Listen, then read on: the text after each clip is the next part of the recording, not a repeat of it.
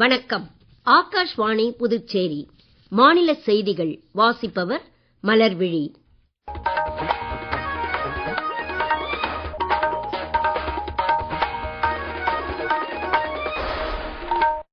தலைப்புச் செய்திகள். ஜப்பானிய பிரதமர் திருமதி சானி டக்காய்ச்சி தமது 3 நாள் இந்திய பயணத்தை வெற்றிகரமாக முடித்துக் கொண்டு இன்று புதுடெல்லியிலிருந்து புறப்பட்டுச் சென்றார். ஜம்மு காஷ்மீரில் அமர்நாத் யாத்திரை இன்று தொடங்கியுள்ள நிலையில் பிரதமர் திரு நரேந்திர மோடி யாத்ரீகர்களுக்கு வாழ்த்து தெரிவித்துள்ளார். பிரதமர் திரு நரேந்திர மோடி நாளை ராஜஸ்தான் மற்றும் குஜராத்திற்கு பயணம் மேற்கொள்கிறார். மை பாரத் இணையதளத்தில் தொழில் துறையினர் தங்களை இணைத்துக் கொள்வது குறித்து மத்திய அரசு இன்று புதுடெல்லியில் தொழில் வர்த்தக அமைப்புகளின் பங்கேற்புடன் மாநாடு ஒன்றை நடத்தியது. இனி விரிவான செய்திகள். ஜப்பானிய பிரதமர் திருமதி சானே டக்காய்ச்சி தமது 3 நாள் இந்திய பயணத்தை வெற்றிகரமாக முடித்துக் கொண்டு இன்று புதுடெல்லியிலிருந்து புறப்பட்டுச் சென்றார். விமான நிலையத்தில் மத்திய இணை அமைச்சர் டாக்டர் ஜிதேந்திர சிங் ஜப்பான் பிரதமரை வழி அனுப்பி வைத்தார். திருமதி டக்காய்ச்சி தமது இந்திய பயணத்தின் போது புதுடெல்லியில் பிரதமர் திரு நரேந்திர மோடியுடன் இணைந்து இந்தோ ஜப்பான் வருடாந்திர உச்சி மாநாட்டில் கலந்து கொண்டார். இரு நாடுகளின் வளர்ச்சிக்கும் இந்தோ பசிபிக் மற்றும் அதற்கு அப்பால் உள்ள பிராந்தியத்தில் அமைதி மற்றும் ஸ்திரத்தன்மையின் மேம்பாட்டிற்கும் அவசியமாக தேவைப்படும் கூட்டாண்மை உறவுகளை வலுப்படுத்துவதில் ஜப்பானிய பிரதமரின் இந்திய பயணம் முக்கிய பங்காற்றி இருப்பதாக வெளியுறவு அமைச்சகம் செய்திக்குறிப்பு ஒன்றில் தெரிவித்துள்ளது. ஜம்மு காஷ்மீரில் வருடாந்திர அமர்நாத் யாத்திரை இன்று அதிகாரப்பூர்வமாக தொடங்கியுள்ள நிலையில் பிரதமர் திரு நரேந்திர மோடி அமர்நாத் யாத்ரீகர்களுக்கு வாழ்த்து தெரிவித்துள்ளார். நாட்டின் ஆன்மீக பாரம்பரியம் மற்றும் கலாச்சார ஒற்றுமையில் நிரந்தரமான முக்கிய அத்தியாயமாகவே அமர்நாத் யாத்திரை திகழ்வதாக வாழ்த்து கடிதத்தில் பிரதமர் கூறியுள்ளார். பிரதமரின் கடிதம் குறித்து கூடுதல் விவரங்கள். அமர்நாத் யாத்ரீகர்கள் யாத்திரை பாதையில் தூய்மையை பராமரிக்க வேண்டும் என்றும் பாதுகாப்பு விதிமுறைகளை முழுமையாக கடைபிடிக்க வேண்டும் என்றும் பிரதமர் திரு நரேந்திர மோடி கேட்டுக் கொண்டுள்ளார். யாத்திரையின் போது உள்ளூர் பொருட்களை வாங்கவும், தாயின் பெயரில் ஒரு மரம் திட்டத்தின் கீழ் உடன் பிறந்தவர்களுக்கு மரக்கன்றுகளை பரிசளிக்கவும், நாட்டிற்கே முதலிடம் என்ற அடிப்படையில் முன்னேறிய இந்தியாவிற்கான கடமைகளை முறையாக நிறைவேற்றவும் யாத்ரீகர்கள் உறுதியேற்க வேண்டும் என பிரதமர் வேண்டுகோள் விடுத்துள்ளார். அமர்நாத் யாத்திரைக்கு தேவையான பாதுகாப்பு உட்பட அனைத்து வசதிகளையும் சிறந்த முறையில் செய்து கொடுத்துள்ள இந்திய ராணுவம், துணை ராணுவ படையினர், ஜம்மு காஷ்மீர் போலீசார் மற்றும் சம்பந்தப்பட்ட துறைகளின் அதிகாரிகளுக்கு பாராட்டு தெரிவித்துக் கொள்வதாக பிரதமர் மேலும் கூறியுள்ளார். இதற்கிடையே ஜம்மு காஷ்மீரில் அமர்நாத் யாத்திரை பஹல்காம் மற்றும் பல்டால் மார்க்கங்களில் சுமூகமான முறையில் நடைபெற்று வருகிறது. ஆயிரக்கணக்கிலான யாத்ரீகர்கள் ஒவ்வொரு குழுவாக அடிவார முகாமிலிருந்து புறப்பட்டு அமர்நாத் குகை கோவிலுக்கான மலையேற்ற பயணத்தில் ஈடுபட்டுள்ளனர். அமர்நாத் பனிலிங்க தரிசனத்திற்கான 2 பாதைகளிலும் பாதுகாப்பு உட்பட அனைத்து வசதிகளும் விரிவான முறையில் செய்யப்பட்டுள்ளன. பயணிகளின் பாதுகாப்பை கருத்தில் கொண்டு உச்சநீதிமன்ற உத்தரவின்படி ஒவ்வொரு நாளும் குறிப்பிட்ட எண்ணிக்கையில் மட்டுமே மலையேற்ற பாதையில் பக்தர்கள் அனுமதிக்கப்படுவார்கள் என்று அதிகாரிகள் தெரிவித்துள்ளனர். நிலநடுக்கத்தால் பாதிக்கப்பட்ட வெனிசுவேலா நாட்டிற்கு மனிதாபிமான உதவிகளை வழங்குவதற்கான இந்தியாவின் அமிஸ்டாட் நடவடிக்கை தீவிரமாக்கப்பட்டுள்ளது. இந்திய ராணுவத்தின் கள மருத்துவமனை மூலம் வெனிசுவேலாவில் நடைபெற்று வரும் மருத்துவ நிவாரணப் பணிகள் குறித்து வெளியுறவு அமைச்சகம் சமூக ஊடகத்தில் புகைப்படங்களை பகிர்ந்து கொண்டுள்ளது. வெனிசுவேலா நாட்டிற்கான இந்தியாவின் உதவிகள் தொழில்முறை தரத்துடன் சிறப்பாக வழங்கப்படுவதை பல்வேறு தரப்பினர் பாராட்டியுள்ளனர். இதற்கிடையே வெனிசுவேலாவில் உயிரிழந்த இந்திய மாலுமி ராகேஷ் சௌகானின் உடலில் இருந்து உள்ளுறுப்புகள் அகற்றப்பட்டுள்ளதாக தகவல் வெளியானதைத் தொடர்ந்து இது குறித்து முழுமையாக விசாரிக்குமாறு கேரகாஸ் நகரில் உள்ள இந்திய தூதரகம் வெனிசுவேலா அதிகாரிகளிடம் வலியுறுத்தியுள்ளது. ஆதார் மூலமான அங்கீகார கோரிக்கைகளின் ஏற்பு நிலை குறித்து உடனுக்குடன் தகவல் பெற ஏதுவாக பொதுமக்கள் தங்கள் மின்னஞ்சல் முகவரியை ஆதார் எண்ணுடன் இணைத்துக் கொள்ளும் வசதி கடந்த 1ஆம் தேதி முதல் ஆதார் செயலியில் வழங்கப்படுகிறது. கடந்த 2 நாட்களில் மட்டும் சுமார் 2.5 லட்சம் பேர் இந்த வசதி மூலம் தங்களின் மின்னஞ்சல் முகவரியை ஆதாருடன் இணைத்துக் கொண்டுள்ளனர். இந்த இலவச வசதி 6 மாதங்களுக்கு அமலில் இருக்கும் என்றும் தனி அடையாள ஆணையம் தெரிவித்துள்ளது. ரிக்ஷா உள்ளிட்ட மின்சார வாகனங்களை தொலை நிலையில் இருந்தே செயலிழப்பு செய்ய சில மொபைல் செயலிகள் பயன்படுத்தப்படுவதாக புகார்கள் பெறப்பட்டதை தொடர்ந்து BAT, BMS, லாசிகி உள்ளிட்ட இத்தகைய செயலிகளை கூகுள் பிளே ஸ்டோர் மற்றும் ஆப்பிள் ஆப் ஸ்டோரில் இருந்து நீக்க மத்திய அரசு உத்தரவிட்டுள்ளது. நிலவரங்களை தாங்கள் உன்னிப்பாக கவனித்து விசாரணை மேற்கொண்டு வருவதாகவும் மத்திய தகவல் தொழில்நுட்பத்துறை அமைச்சக வட்டாரங்கள் தெரிவித்துள்ளன.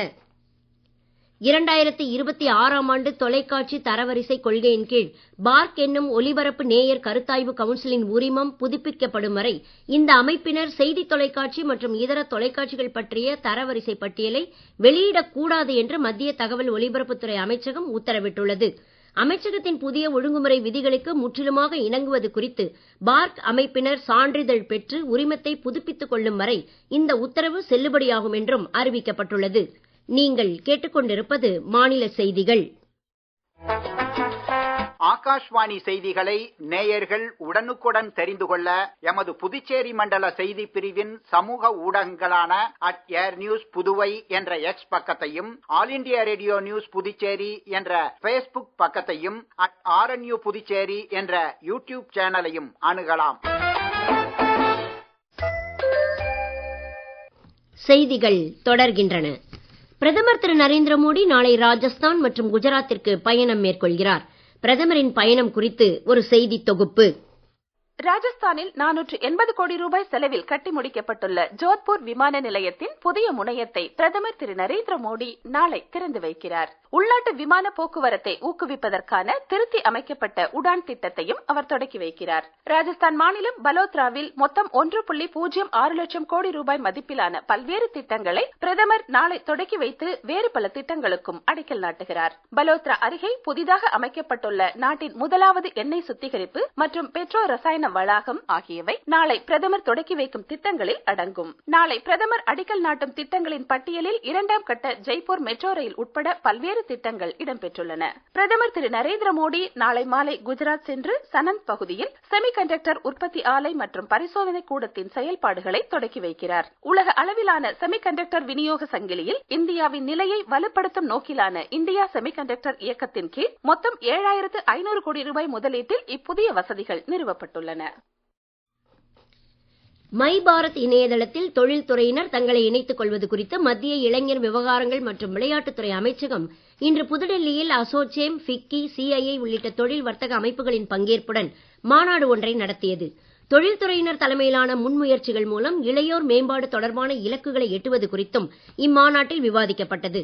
மத்திய இளைஞர் விவகாரங்கள் மற்றும் விளையாட்டுத்துறை அமைச்சர் டாக்டர் மன்சுக் மாண்டவியா இம்மாநாட்டில் பேசுகையில் 2047ஆம் ஆண்டிற்குள் முன்னேறிய இந்தியா என்னும் இலக்கை எட்டுவதில் இளைஞர்களுக்கு முக்கிய பங்கு இருப்பதால் மை பாரத் முன்முயற்சிகளில் தொழில்துறையினரின் ஒத்துழைப்பினால் இளையோர் ஆற்றலை சரியான திசையில் திருப்ப ஏதுவாகும் என்று கூறினார்.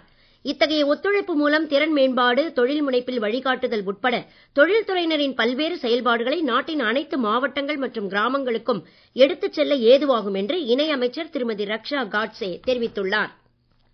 புதுச்சேரியில் போலி மருந்து ஊழலை கண்டித்து வலுவான இயக்கம் ஒன்றை சிபிஎம் நடத்தும் என்றும் அக்கட்சியின் தலைமைக்குழு உறுப்பினர் திரு கே பாலகிருஷ்ணன் கூறியுள்ளார். இன்று புதுச்சேரியில் செய்தியாளர்களிடம் பேசிய அவர், தொழிலாளர்கள் மற்றும் தொழிற்சங்க உறுப்பினர்கள் குறித்து முதலமைச்சர் திரு ரங்கசாமி கவலைப்படுவது இல்லை என்றும், கிராமப்புற வேலைவாய்ப்பு உத்தரவாத திட்டத்தை முடக்கவே மத்திய அரசு ராம்ஜி திட்டத்தை கொண்டு வந்திருப்பதாகவும் குற்றம் சாட்டினார். தமிழகத்தில் முதலமைச்சர் தலைமையிலான அரசுக்குத்தான் சிபிஎம் ஆதரவு அளிக்கிறதே தவிர தாவேகே கூட்டணியில் கட்சி இடம்பெறாது என்று திரு பாலகிருஷ்ணன் குறிப்பிட்டார். மத்திய ஜவுளித்துறை அமைச்சகத்தின் தேசிய கைவினை மேம்பாட்டு திட்டத்தின் கீழ் மாஹேயில் இன்று நடைபெற்ற சௌபால் கைவினைப் பொருள் முகாமை வட்டார காவல்துறை ஆய்வாளர் திரு அனில்குமார் தொடக்கி வைத்தார். கலைமாமணி சாலக்ரா புருஷு சிறப்புரையாற்றினார். நிகழ்ச்சியில் கலந்து கொண்ட அனைவருக்கும் இலவசமாக பழக்கன்றுகள் வழங்கப்பட்டன. இன்று வடமேற்கு வங்கக்கடல் மற்றும் அதனை ஒட்டிய பகுதிகளில் நிலவும் காற்றழுத்த தாழ்வு பகுதி அடுத்த 2 நாட்களில் மேலும் வலுப்பெறக்கூடும் என எதிர்பார்க்கப்படுகிறது. கோவை மாவட்ட மலைப்பகுதிகள் மற்றும் நீலகிரி, தேனி மாவட்டங்களின் ஓரிரு இடங்களில் இன்று பலத்த காற்றுடன் கனமழை பெய்யக்கூடும் என வானிலை ஆய்வு மையம் தெரிவித்துள்ளது. வட தமிழகத்தில் ஓரிரு இடங்கள், புதுச்சேரி, காரைக்கால் பகுதிகளில் பலத்த காற்றுடன் கூடிய மிதமான மழைக்கு வாய்ப்பு இருப்பதாகவும் தெரிவிக்கப்பட்டுள்ளது. வரும் 9ஆம் தேதி வரை மழை நீடிக்கலாம் என்றும் எதிர்பார்க்கப்படுகிறது. சூறாவளி காற்றுக்கு வாய்ப்பு அதிகம் உள்ள வங்கக்கடல் மற்றும் அரபிக்கடல் பகுதிகளுக்கு மீனவர்கள் செல்ல வேண்டாம் என அறிவுறுத்தப்பட்டுள்ளனர். இதற்கிடையே மும்பை நகரில் இன்று 4வது நாளாக கனமழை பெய்து வருவதால் தாழ்வான பல இடங்களில் நீர் தேங்கி போக்குவரத்து பாதிக்கப்பட்டுள்ளது. நகரில் மேலும் 3 நாட்களுக்கு மழை நீடிக்கலாம் என்றும் வானிலை ஆய்வுத்துறை தெரிவித்துள்ளது. மீண்டும் தலைப்புச் செய்திகள். ஜப்பானிய பிரதமர் திருமதி சானே டக்காய்ச்சி தமது 3 நாள் இந்திய பயணத்தை வெற்றிகரமாக முடித்துக் கொண்டு இன்று புதுடெல்லியிலிருந்து புறப்பட்டுச் சென்றார். ஜம்மு காஷ்மீரில் அமர்நாத் யாத்திரை இன்று தொடங்கியுள்ள நிலையில் பிரதமர் திரு நரேந்திர மோடி யாத்ரீகர்களுக்கு வாழ்த்து தெரிவித்துள்ளார். பிரதமர் திரு நரேந்திர மோடி நாளை ராஜஸ்தான் மற்றும் குஜராத்திற்கு பயணம் மேற்கொள்கிறார். மை பாரத் இணையதளத்தில் தொழில்துறையினர் தங்களை இணைத்துக் கொள்வது குறித்து மத்திய அரசு இன்று புதுடெல்லியில் தொழில் வர்த்தக அமைப்புகளின் பங்கேற்புடன் மாநாடு ஒன்றை நடத்தியது. இத்துடன் இந்த செய்தி அறிக்கை நிறைவு பெறுகிறது. வணக்கம்.